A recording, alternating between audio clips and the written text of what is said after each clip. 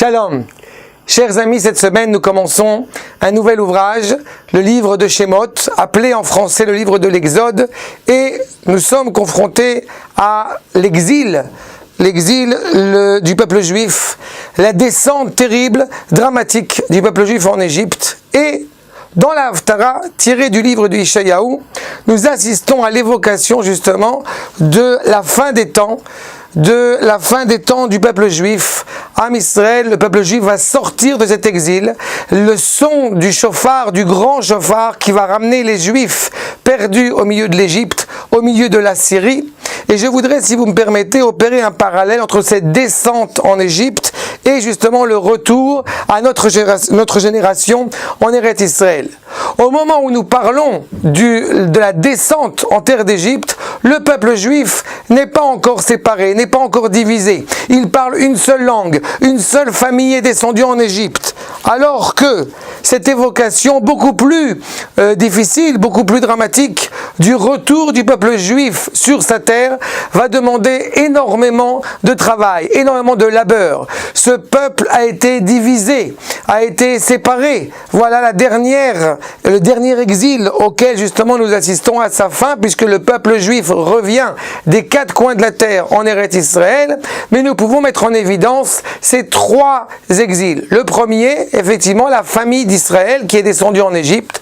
Le deuxième, à l'époque de l'exil babylonien, où malheureusement très peu de juifs justement reviennent en Eretz Israël. Et enfin, celui qui est le nôtre, auquel nous assistons à notre grand bonheur à la fin, puisque des quatre coins, comme je le disais, des quatre coins de la terre, le peuple juif retrouve sa cohérence.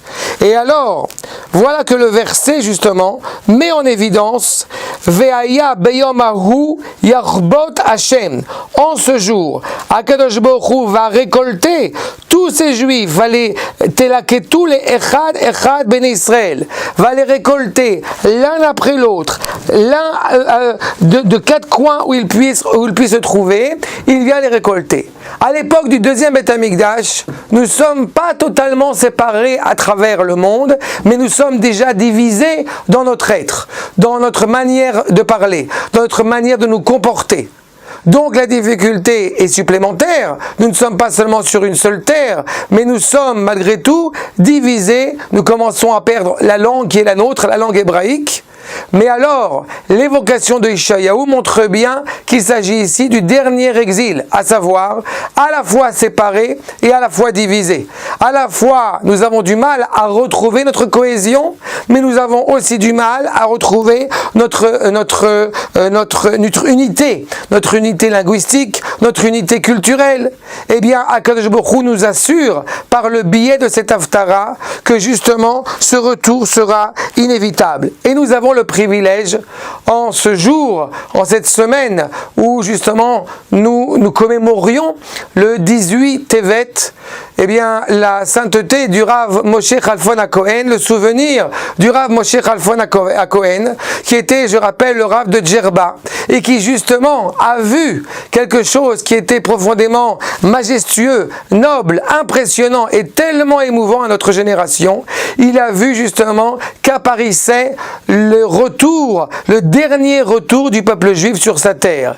Et bien voilà que le Rav, qui décédera d'ailleurs en 1950, le Minyanam, eh bien il met en évidence que le jour de Yom HaAtzmaut, le Rav Chalfon HaKohen va trouver juste de festoyer, d'être en esprit de joie et d'allégresse 3 jours, pas le seul jour où la restauration de cet état juif est en train de se faire en Eretz Israël, mais 3 jours. 3 jours avant, 3 jours après, une semaine de festivité, parce que justement cette prophétie annoncée par Ishayahu, ce grand chauffard qui sonne, cet étendard qui rappelle justement les Juifs qui pouvaient sembler perdus en Égypte ou exilés en terre d'Assyrie, eh bien reviennent sur notre terre.